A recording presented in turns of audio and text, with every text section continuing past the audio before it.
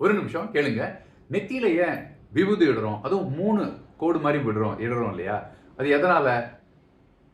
நீங்க பார்த்துட்டு இருக்கிறது Krupa vibes YouTube channel. KRUPA space VIBES.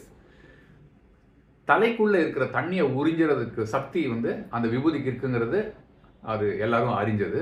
3 கோடு எதுக்கு போடுறோம் அப்படின்னா, ஃபர்ஸ்ட் ஆணவம் எனக்குள்ள இல்லாம இருக்கணும் அப்படிங்கிற அந்த உணர்தல் வேணும் அப்படிங்கறனால முதல் கோடு.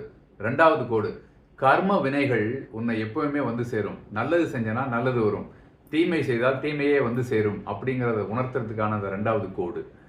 அதனால எப்பவுமே நல்லதே செய்வோம், நல்லதே நம்ம வாங்குவோம், அந்த உணர்வு இருக்கணும். 3வது, எல்லாம் ஆடி முடிஞ்சதுக்கு அப்புறமா வெற்றிடம் தான் நம்ம வாழ்க்கை, காயமே இது பொய்யடா, வெறும் காட்டடைத்த பையடா அப்படின்னு சொல்றாங்க இல்லையா? அந்த மாதிரியான ஒரு உணர்தல். அப்படின்னா தான்கிற ஆணவம் எப்பயுமே இல்லாம, என்னாலதான் நடக்குது அப்படிங்கிறது அந்த உணர்வு இல்லாம, எல்லாமே இறை சக்தி நம்மளை சுத்தி நடக்க வைக்குது, நாம பிறருக்கு எப்பவும் நல்லதே செய்வோம், நல்லதையே மனசுல நினைப்போம் அப்படிங்கிற உணர்வு தினமும் உங்களுக்கு வரணுங்கிறதுனால தான் குளிச்சப்புறம் வைக்க சொல்றாங்க. அது பார்க்கறப்பெல்லாம் அந்த உணர்வு தெரியணுங்கிறதுனால தான் அந்த விபூதியை உங்களுக்கு வைக்க சொல்றாங்க. இதுதான் நான் படிச்சு உணர்ந்த ஒரு செய்தி, உங்கள்கிட்ட பகிர்ந்துக்கிறேன். Thank you so much. Bye by.